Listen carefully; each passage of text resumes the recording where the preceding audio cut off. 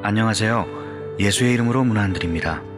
본 CD는 버지니아 애난델에 위치한 메시아 장로교회 방송 선교부에서 한세영 목사님의 설교 내용을 선교용으로 제작한 것입니다.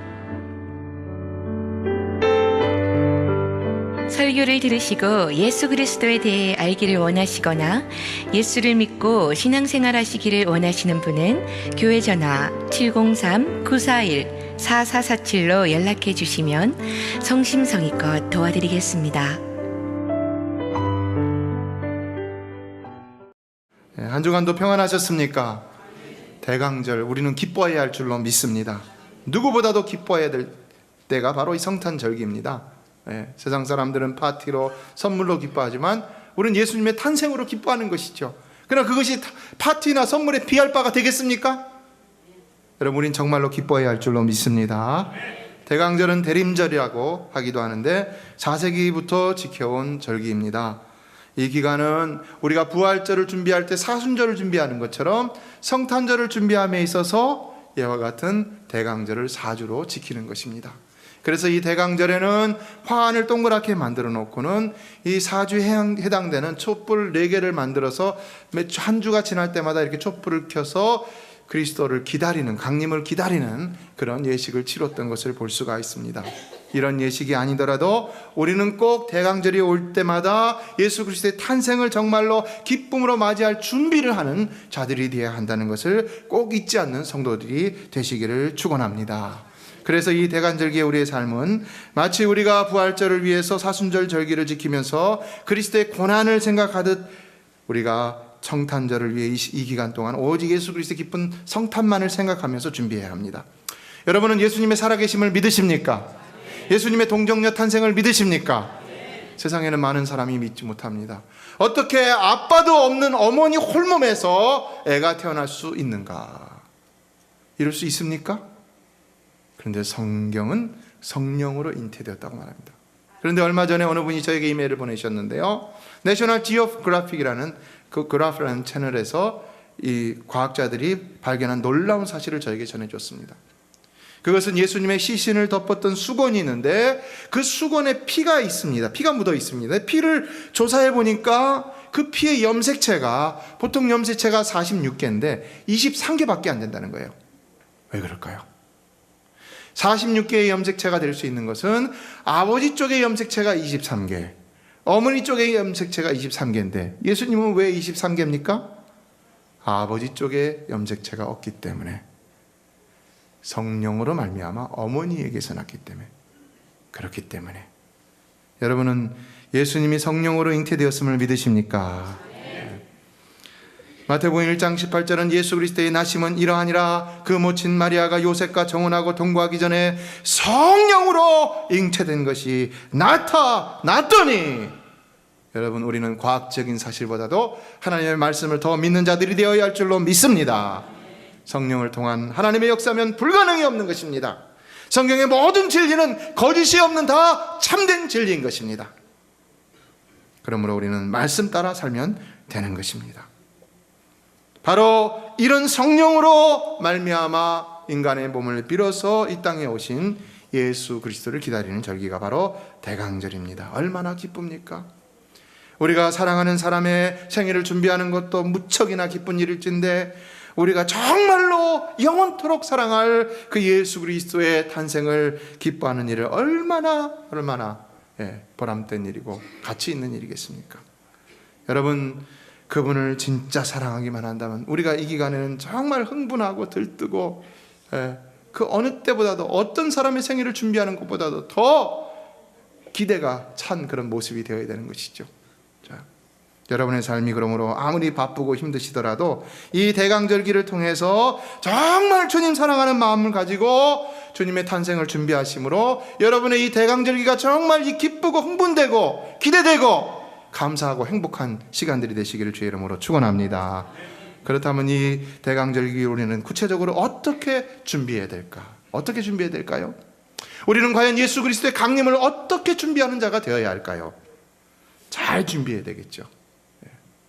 무엇보다도 예수 그리스도를 잘 섬기기 위해서 잘 준비해야 되겠죠. 그날의 주인공은 예수님인데 예수님은 그냥 쏙 빼먹고 그저 그냥 분위기에 휩쓸려서 파티를 준비하거나 무슨 선물이나 준비하거나 뭐 모임을 만들거나 뭐 이래서는 안 되는 것이죠. 실로 우리는 그날에 어떻게 하면 내가 가장 사랑하는 그분을 가장 기쁘게 해드릴까? 이 대강절의 기간에는 그 무엇보다도 우리가 그렇게나 오랫동안 사모하며 기다리던 그 주님을 맞을 준비를 하는 것 이상으로, 손님 맞을 준비를 하는 것 이상으로 그 주님을 기쁨으로 준비해야 합니다. 그래서 교회에서는 성탄절 특별 찬양도 준비하고, 또 주일학교에서는 성탄절 발표도 하고, 또 우리가 성탄 예물도 하나님 앞에 준비하여 드리는 것이죠. 그러나 다 이것이 우리를 기뻐하게 우리의 필요를 채우는 것이 아니죠. 바로 우리 성탄의 주인이신 예수 그리스도를 기쁘시게 해드리기 위함이라는 사실 꼭 기억하시고 준비하시기 바랍니다. 그러나 오늘 본문을 보면은 2000년 전에도 이와 같은 주의 강림을 준비하던 사람이 있었는데, 그는 실로 그렇게 주의 강림을 준비하다가 그 주님을 처음으로 만나 고백했던, 메시아로 고백했던 놀라운 사건이 있습니다. 자, 오늘 본문을 보면서 말씀을 나누겠는데요. 오늘 본문에 그 예수님을 준비하다가 예수님을 처음으로 메시아로 만난 그 주인공은 바로 세례 요한입니다. 그는 어떻게 준비했는가? 오늘 본문을 통해서 세 가지로 살펴보겠습니다. 첫째, 그의 주는 메시지 속에서 회개하라, 천국이 가까웠느니라 라고 했는데, 회개로 준비했다는 것을 알 수 있습니다. 우리는 성탄절을 준비할 때 먼저 회개함으로 준비해야 할 줄로 믿습니다. 이게 무슨 말이냐? 기쁜 날인데 무슨 회개로 준비하느냐? 아니라는 것입니다. 왜요? 우리의 성탄은 거룩하신 하나님이 이 땅에 내려오시는 것입니다. 그 거룩하신 분을 맞이할 때 우리가 어떻게 준비되어야겠습니까? 그냥 마냥 기뻐하다가 그냥 맞이해야 되겠습니까? 아닌 것이죠. 거룩하신 주님, 거룩함으로 준비해야 되는 것이죠. 그래서 우리는 회개함으로 준비해야 한다는 것입니다. 과거 출애굽 당시 시내산에서 하나님의 강림을 맞이하던 이스라엘 백성들에게 모세를 통해서 하나님께서 가장 먼저 주셨던 말씀은 이렇습니다.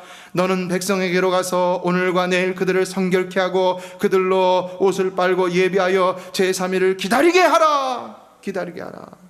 그냥 두려움 가운데 떨고 있으라, 조심하라 이런 게 아니라 오늘과 내일 그들을 성결케 하며 또 옷을 빨고 예비하여 제3일을 기다리라고 했어요. 성결케 한다는 것은 뭡니까? 우리 영혼을 깨끗하게 준비하라는 것이죠. 회개함으로 우리 영혼을, 심령을 깨끗하게 해서 하나님의 은혜를 구함으로, 하나님의 은혜로, 긍휼로, 자비함으로, 그런 상태로, 그래서 구별됨으로 하나님 앞에 준비되어지라는 것이죠. 성결이라는 것은 구별됨을 또 얘기하는 것이죠. 그들로 옷을 빨고 그랬습니다. 옷을 세탁하는 것도 깨끗함을 나타내는 것이죠. 우리는 우리의 영혼만 깨끗할 것이 아니라 우리의 몸도, 우리의 옷도, 우리의 마음가짐도, 우리의 삶의 자세도 다 깨끗이 하고 주님을 맞이할 준비를 해야 한다는 것입니다. 여러분, 정말로 귀중한 사람을 맞이할 때 우리가 아무렇게나 맞이합니까? 아닌 것이죠. 만약에 오바마 대통령이 여러분의 집에 맨날 며칠날 찾아간다 그러면 여러분이 그냥 뭐 아무렇게나 작업복 차림으로 있다가 오바마 대통령을 맞이할 분도 아마 있을 거예요. 그런 배짱이 있으신 분도 있는 것 같아요. 그러나 그게 아니잖아요. 예의가 아니잖아요. 그렇게 해서는 우리 주님을 맞이할 땐 그래서는 안 된다는 것입니다. 준비가 되어 있어야 한다는 것입니다. 무엇보다도 바로 필요한 준비는 선물도 아니고 화려한 장식이나 예식의 준비도 아니고 먼저 내 자신의 준비라는 것입니다.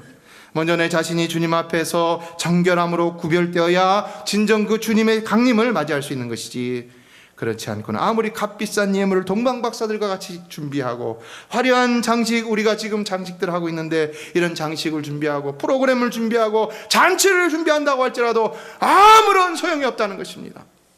먼저 우리가 준비되어 있지 않으면. 지난 금요일 우리가 기도할 때 우리는 남을 위해 기도하기 전에 먼저 나를 위해 기도하고 이에 무엇보다도 우리 영혼을 위해 기도하는 자가 되어야 한다고 말씀을 드렸습니다. 저도 여러분들을 위해서 기도하고 성도들을 위해서, 또 우리 자녀들을 위해서, 그리고 교회를 위해서, 나라와 민족을 위해, 선교사님들을 위해서 기도하지만, 그러나 처음 기도하는 시간을 가장 많이 할애하는 것은 제 자신입니다.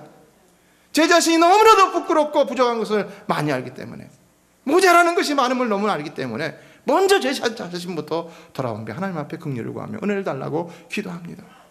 하나님이여, 부족한 종을 불쌍히 여겨주시옵소서. 부족한 종의 영혼에 하나님의 은혜가 충만하기를 원합니다. 심령의 은혜를 부어주시옵소서. 이 시간도 먼저 여러분의 심령에 하나님께서 은혜를 부어주시기를 주의 이름으로 축복합니다. 먼저 여러분의 심령을 위해 기도하고, 그리고 더 나아가 가족들이나 식구들이나 다른 것을 위해서 기도해야 하는 것인데, 또 역시 그들을 위해서 기도할 때도 그들의 영혼을 놓고 먼저 기도하는 우리가 되어야 되는 것이죠. 하나님, 그들을 이렇게 복 주세요, 이 문제를 해결해 주세요 보다는 먼저 하나님, 그들의 영혼이 잘 되게 하여 주세요. 그들의 심령을 붙들어 주세요. 그들의 믿음을 하나님 붙들어 주시옵소서. 그들의 죄가 있다면 용서하여 주시옵소서. 먼저 하나님 앞에 기도하고, 그리고 그들의 다른 문제를 기도할 때 영혼이 잘 된 같이 범사가 잘 되고 강건할 수가 있다는 것입니다. 하나님 앞에서는 먼저 우리의 영혼이 중요합니다. 하나님의 관심은 온통 우리 영혼에만 집중되어 있다는 사실을 기억하십시오. 하나님, 우리가 가진 소유나 능력이나 환경에 관심이 있으신 분이 아니십니다. 하나님은 단지 우리의 영혼에 관심이 있으시다는 것입니다. 그래서 그 영혼을 구원하시기 위해서 예수 그리스도를 이 땅에 보내주셨다는 사실입니다. 바로 그 영혼을 영원토록 구원하셔서 저 하늘나라에 인도하시기 위해서 다시 우리 예수님께서 재림하신다는 사실입니다. 예, 우리의 관심도 우리 영혼에 있어야 하는 것입니다. 그러므로 저는 매일같이 여러분의 영혼을 위해서 더 기도합니다. 정말로 정결한 영혼, 하나님이 기뻐하시는 영혼, 그 하나님을 만나는 영혼, 아니 더 그 영혼의 깊은 곳에서, 더 깊은 가운데서 주님을 만나게 하여 주시옵소서. 많은 성도님들이 그러죠. 그러나 또 못하시는 분들이 있기 때문에 안타까움을 가지고 그분들을 위해서 또 기도합니다. 참으로 우리의 영혼이 잘 되기만 한다면 우리가 이 교회 안에서 더 이상 바랄 것이 무엇이겠습니까? 우리가 교회에 나오는 목적이 뭡니까? 우리 영혼인 것이죠.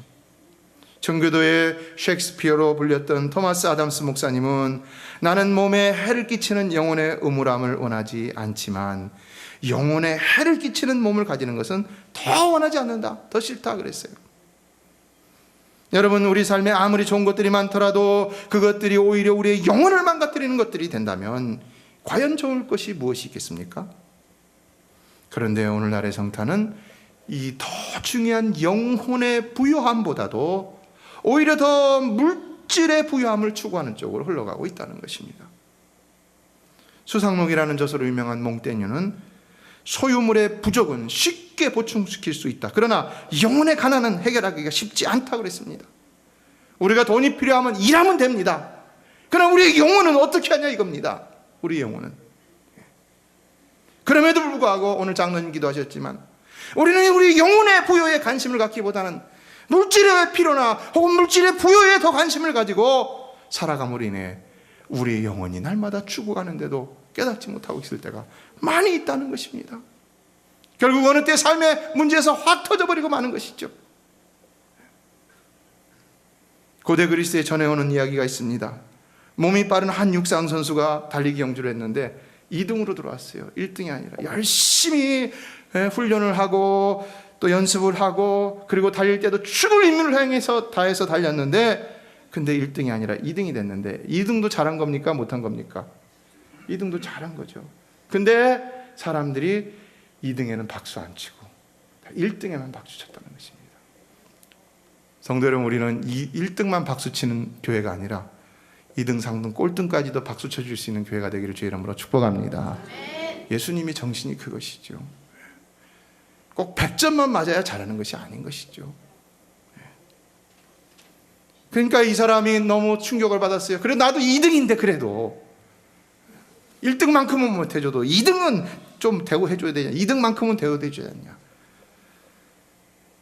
그럼에도 군중들은 오직 그 1등에만 환원을 보냈습니다. 그러니까 집에 가서도 계속 1등 이름밖에 안 들리는 거예요. 그러다가 결국 며칠 후에 그 사는 동네의 한복판에 거대한 1등의 동상이 세워집니다. 그러니까 이게 더 스트레스를 받는 거예요. 저거를 볼 때마다 나는 맨날 2등이다, 2등이다. I'm a loser. 나는 실패자다. 패배자다. 계속 이것을 확인해야 되니까 마침내 그 안에 시기와 질투가 그의 영혼을 장악하기 시작하면서 그는 아무 일도 할 수 없는 지경에 이르게 되었다는 것입니다. 밤마다 잠들지 못하고 그는 그 아픈 가슴을 안고서는 어떻게 할까 하다가는 밖으로 나왔습니다. 끈을 들고 나왔습니다. 그래갖고 그 거대한 대리석 동상을 갖다가 조금씩 그 석상이죠. 석상을 갖다가 조금씩 깎아내리기 시작했습니다. 그러나 그게 부서질까요? 그런데 놀라운 사실은 그렇게 조금씩 깎아내는 어느 날 밤 갑자기 그 거대한 그 석상이, 육중한 그 석상이 큰 소리를 내면서 갈라지면서 그 앞으로 확 넘어졌다는 것입니다. 어떻게 됐을까요? 이 사람이 죽었겠죠. 바로 그때 그 거대한 대리석 챔피언은 그 사람을 덮쳐 그를 즉사하게 만들고 말았다는 것입니다. 어떻게 된 것일까요? 우연한 사고일까요? 아니면 그 석상이 살아서 화가 나고 그를 덮친 것일까요? 말도 안 되는 것이죠. 이 이야기를 쓴 사람은 끝에 이런 글을 썼습니다. 결국 하루하루의 생각이 꼬리를 물 때마다 그를 죽인 것은 그의 영혼을 덮어버린 죄악의 무게였다. 그리고 그 죄악이 그 영혼을 완전히 덮어버릴 때에 결국 그의 육신도 그렇게 덮침을 당하게 되고 말았다. 여러분은 여러분의 영혼을 누르고 있는 삶을 살고 있지는 않습니까? 여러분의 영혼을 점점 죄악으로 덮어가는 삶을 살고 있지는 않습니까? 여러분의 영혼을 점점 죽이는 삶을 살고 있지는 않습니까? 어느 분이 지난주에 상담을 하셨는데, 연로하신 분인데 자꾸 나에게 사기를 치고 해코지한 사람을 생각하니까 도대체 잠이 안 오고 자꾸 그 사람을 어떻게 좀 해보고 싶다는 거예요. 그래서 제가 그분한테 그러지 마시라고 그랬어요. 왜냐하면 결국 누가 아픕니까? 나만 아파요. 그분이 병이 걸리셨는데 그걸 자꾸 생각하니까 병이 더 커져만 가는 거예요. 자꾸 자기만 힘든 거예요. 여러분, 심판은 하나님의 진노하심에 맡겨야 할 줄로 믿습니다. 하나님께 맡기시고요, 우리는 우리 영혼을 위해서 살아가야 합니다. 이에 누가복음 12장 19절로 21절은 또 내가 내 영혼에게 이르되 영혼아 여러 해 쓸 물건을 많이 쌓아두었으니 평안히 쉬고 먹고 마시고 즐거워하자 하리라 하되 하나님은 이르시되 어리석은 자여 오늘 밤에 내 영혼을 도로 찾으리니 그러면 내 예배한 것이 네 것이 되겠느냐 하셨으니 자기를 위하여 재물을 쌓아두고 하나님에 대하여 부요치 못한 자가 이와 같으니라. 과연 우리는 무엇의 부요함을 위해서 살아가고 있느냐? 우리는 절대로 세상의 부요함을 위해서 살아가는 자가 되어서는 안 된다는 것입니다. 그러면 하나님에 대하여 부요함을 잃고 살아가는 자가 된다는 것입니다. 여러분은 생을 살아가시면 살아가실수록 주님 앞에 가는 날이 가까우면 가까울수록 하나님에 대한 부요함이 더욱 넘쳐나게 되기를 주의 이름으로 축원합니다. 두 번째, 오늘 세례 요한을 통해서 주시는 준비의 교훈은 주의 길을 예비하라는 것입니다. 3절을 보면은 광야에 외치는 자의 소리가 있어 가로되 같이 읽까요?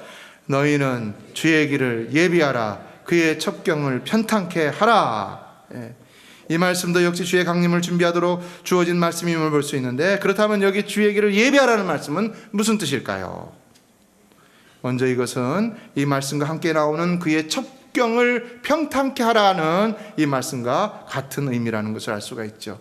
주님이 오시는 그 길에 산도 많고 골짜기도 많고 굽은 길도 많고 거친 길도 많지만은 그러나 그 길을 반듯하게, 그 길을 마치 오늘날의 하이웨이와 같이 만들라는 의미가 여기에 있는 것입니다. 여기 첩경이라는 말은 한자어로 빠른 길이라는 의미입니다. 지름길.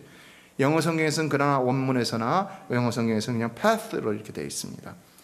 어쨌든 간에 주의 오시는 그 길을 깨끗하게, 고르게, 반듯하게 하라는 것입니다. 어떻게 하면 그렇다면 그렇게 할 수 있는가? 뭘 말하는 것입니까? 바로 환경의 정리를 말하는 것이죠. 하나님과 우리 사이에 놓여 있는 모든 장애들을 다 치워버리라는 것입니다. 큰 죄악의 바위 덩어리도 치워버리고 작은 죄악의 습관 덩어리도 치워버리라는 것입니다. 죄악의 관계를 잘라버리라는 것입니다. 우리가 야금야금 하나님 앞에서 범죄하는 그 모래알과 같은 죄악의 습성들, 일상들도 다 깨끗이 쓸어담아 치워버리라는 것입니다.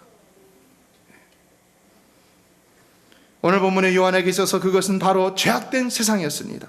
그러므로 그는 나가서 사람들에게 회개하라, 천국이 가까웠느니라 외쳤고, 이에 주의 말씀을 선포하며 세례를 그는 베풀었고, 7절과 같이 바리새인과 사두기인이 오는 것을 보고는 독사의 자식들아, 누가 너희를 가르쳐 임박한 진노를 피하라 하더냐 라고까지 하며 주의 길을, 장애물을 치워버리며 준비하고자 했던 것을 볼 수가 있습니다.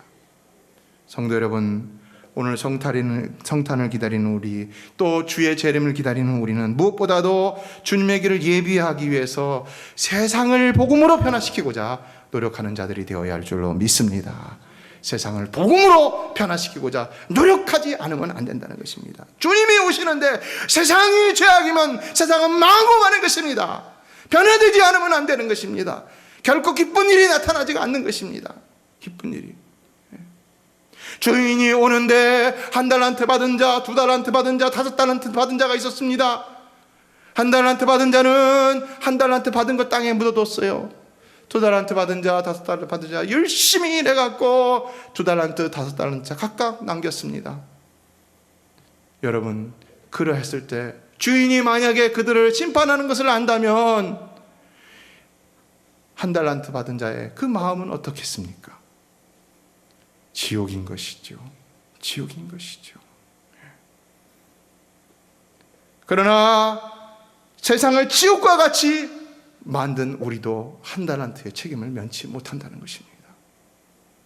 주님이 오실 때 네가 얼마나 세상의 변화를 위해서 노력하였느냐, 내가 너에게 맡겨준 그 이 명령, 마지막 명령을 너는 얼마나 지키려고 힘썼느냐, 반드시 그 책임을 물으신다는 것입니다.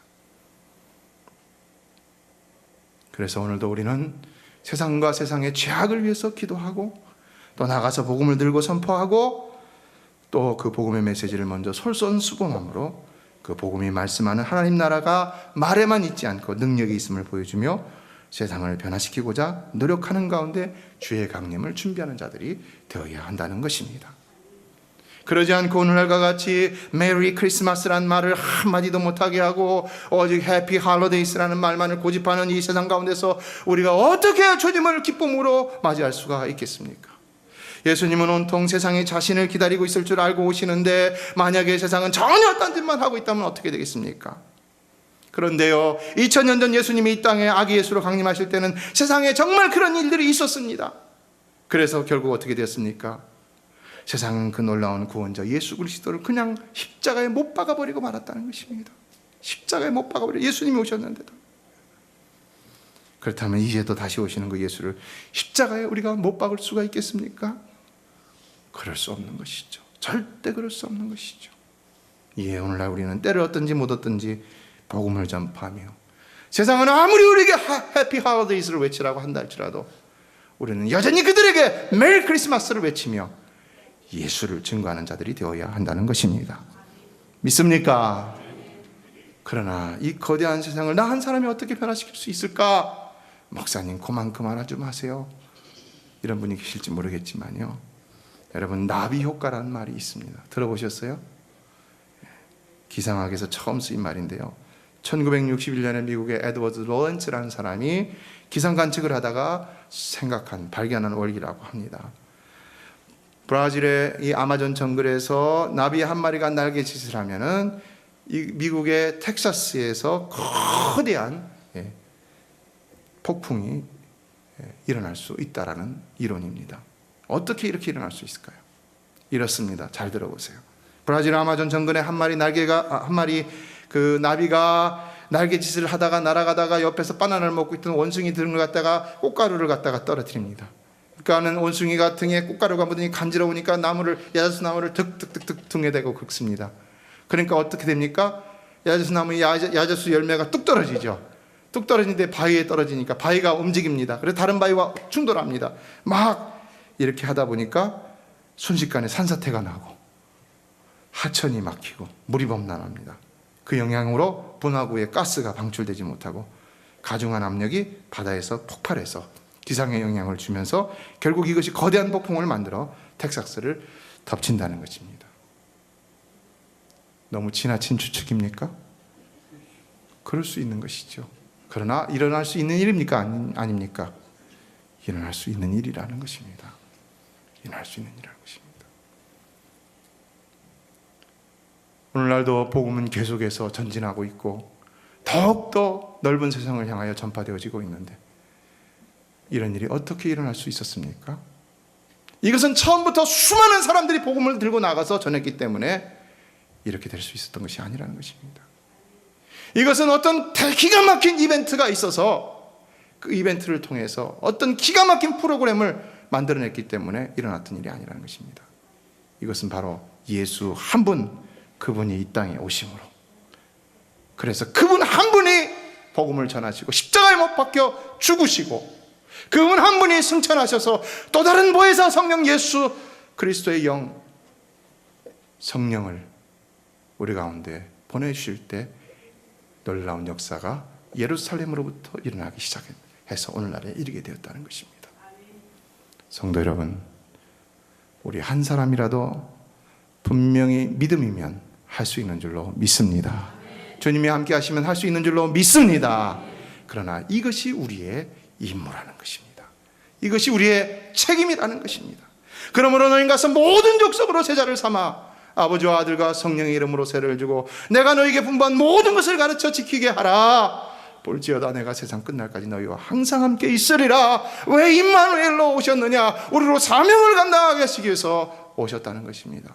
왜 우리로 예수를 먼저 믿게 하셨느냐? 우리만 축복받으라고 먼저 믿게 하신 것이 아니라 우리가 먼저 믿어 믿지 않는 사람들에게 증거하라고 먼저 믿게 하셨다는 것입니다. 그러므로 오늘 우리는 주님의 성탄의 대강전을 지내면서 세상을 복음으로 변화시키기 위해 노력하는 자가 될 수 있어야 하는 것입니다. 세 번째로 오늘 본문을 통해서 우리에게 주시는 교훈은 회개에 합당한 열매로 주의 강림을 준비해야 한다는 것입니다. 8절을 보면은 그러므로 회개에 합당한 열매를 맺고 라고 했는데 9절을 보면은 뭐라고 말씀하십니까? 9절을 보면요, 아브라함의 자손이 되는 것이 중요한 일이 아니라고 말합니다. 다른 말로 말하자면 뭡니까? 교회에 다니는 것이 중요한 일이 아니라는 것입니다. 교회에 다닌다고 주님이 오실 때에 주님 만나는 것이 아니라는 것입니다. 예수님의 말씀을 빌린다면 주여 주여 하는 것이 중요한 것이 아니라는 것입니다. 무엇이 중요하다는 것입니까? 내 아버지의 뜻대로 사는 것. 근데 여기서는 뭐라고 그랬습니까? 회개에 합당한 열매를 맺는 것이라고 말씀하고 있죠. 그만이 주님을 만나게 된다는 것입니다. 바리새인들과 사두개인들과 같은 사람들도 회개하려고 주의 강림을 준비하려고 왔지만 너희들은 안 된다. 너희들이 되려면 회개에 합당한 열매를 맺어야지 된다 라고 말씀하고 있다는 것입니다. 이에 10절은 말합니다. 이미 도끼가 나무 뿌리에 놓였으니 좋은 열매 맺지 아니하는 나무마다 찍어 불에 던지우리라. 성도 여러분, 우리는 이 성탄의 절기를 흥청망청 쾌락과 탐욕과 죄악 가운데 보내서는 절대로 아니 될 줄로 믿습니다. 진정 우리는 이 거룩한 주님의 강림의 계절에 회개에 합당한 열매를 맺음으로 과연 그 주님이 정말로 오실 때 그 주님을 만날 수 있는 준비를 할 수 있어야 하는 것입니다. 준비요. 그러므로 여러분의 입술로 회개를 하셨다면 회개한 그것에 대해 돌이켜 실천하는 이 강림절이 되실 수 있게 되기를 다시 한번 주의 이름으로 축복합니다. 그래서 더 합당하게 살아가시고 더 하나님을 가까이 하시고 더 기도하시고 찬양하고 예배하시고 무엇이든 이제는 그분의 뜻을 위해서 살아가는 자가 되겠다고 더 결단하시고 그렇게 행하는 삶이 되실 수 있기를 바랍니다. 이에 13절을 보면은 결국 이와 같이 회개를 외치며 주의 길을 예배하던 그 세례 요한은 어떤 일이 일어나느냐? 어떤 일이 납니까? 역사적으로 단 한 번밖에 없었던 그 놀라운 장면이 여기 나타나고 있습니다. 그는 예수 그리스도를 낳은 부모도 아니요, 또 그 같이 있었던 형제도 아니었고 동네 친구도 아니었습니다. 그런데 아무리 인간적인 관계가 있더라도 그건 중요한 것이 아니죠. 중요한 건 뭡니까? 그 예수를 메시아로 알아차리하고 맞이하는 것이죠. 그런데 역사적으로 오신 그 예수 메시아를 처음으로 알아차리고 만난 사람이 누굽니까? 바로 이 세례 요한이었다는 것입니다. 어떻게 해요? 그는 그를 맞을 준비를 진정으로 했었기 때문이라는 것입니다. 그래서 어떤 특권까지 누리게 됩니까? 그의 손으로 하나님의 아들 예수 그리스도를 세례하는 그런 특권까지도 누리게 되는 것이죠. 그래서 예수님은 세례 요한을 가리켜 내가 진실로 너에게 말하노니 여자가 낳은 자 중에 세례 요한보다 큰 이가 일어남이 없도다 라고 하셨던 것을 볼 수 있습니다. 참으로 주의 길을 예비하는 자가 주님을 만날 때 놀라운 축복의 사람이 될 수가 있다는 것입니다. 사랑하는 성도 여러분, 오늘도 거저가지 마시고 꼭 예수님 만나고 돌아가시게 되기를 주의 이름으로 축복합니다. 그러나 여러분은 항상 예수님과 동행하는 삶을 사시게 되기를 더욱 주의 이름으로 축원합니다. 예수님 만나면 변하게 되는 줄로 믿습니다. 가나의 혼인잔치에 예수님이 가시니까 물이 어떻게 됐습니까? 포도주가 되어버렸어요. 물이 변하여 포도주 됐네 그랬죠. 찬양이 있죠, 주일학교에. 근데 영국의 낭만파 시인이었던 바이런이 대학을 다닐 때 성경 시험을 봤는데 질문에 뭐가 나왔냐면 물이 포도주로 변한 사건에 대해서 설명하라 그랬어요. 설명할 수 있습니까, 여러분? 그때 학생들이 2시간 동안 막 머리를 쓰면서 답안을 짜내고 있었습니다. 근데 그때 이 바이런이 딱 한 줄로 짤막하게 답을 이렇게 기가 막히게 적었다는 것입니다. 뭐라고 했을까요? 물이 그를 창조한 주인을 만남에 얼굴이 붉어졌더라. 그래갖고 포도주가 됐다는 겁니다. 여러분, 누구든지 주님을 만나면, 진정 만나면 변하게 되는 줄로 믿습니다. 변화가 없다면 아직 주님을 만나지 못하는 것입니다. 꼭 만날 수 있기를 바랍니다. 그래서 어쨌든지 간에 우리는 그 주님의 길을 예배하여 모든 사람으로 주님을 만날 수 있게 하는 세례요한 같은 이런 강림절의 준비가 필요한 것입니다. 여러분 모두는 이번 대강절을 잘 준비하심으로 이번 대강절을 통해서 정말 많은 사람이 예수 그리스도의 탄생으로 인해 기뻐할 수 있는 그런 시간들을 만드시게 되기를 주의 이름으로 축복합니다. 주를 만난 사람들에게는 항상 기적의 역사가 일어났습니다. 바로 그 기적이 바로 그분의 상식이었기 때문입니다. 우리와는 차원이 다른 그분의 삶, 전부가 다 그것을 상상도 못하는 우리에게는 기적인 것입니다. 그러므로 꼭 우리 가운데 만나지 못한 분들은 꼭 만날 수 있기를 고대하며 준비하시고, 또 만나신 분들도 만나지 못한 사람들을 또 우리가 준비함으로 그분들을 초청해서 같이 만남의 축복을 누릴 수 있는 귀한 은총의 성탄절기가 되기를 주의 이름으로 축원합니다. 메시아 장로교회는 아난데일 236 리틀 리버 턴파이크 선상에 있으며 디자인 안경과 알라딘 서점 옆에 있습니다. 주소는 4313번 마크햄 스트리트, 애난데일, 버지니아 22003입니다. 성경은 주 예수를 믿어라. 그리하면 너와 내 집이 구원을 얻으리라 하셨습니다. 이 CD를 들으시는 분께서 예수를 믿지 않으셨다면 꼭 예수를 믿고 죄악된 세상에서 구원을 받을 수 있도록 기도하겠습니다.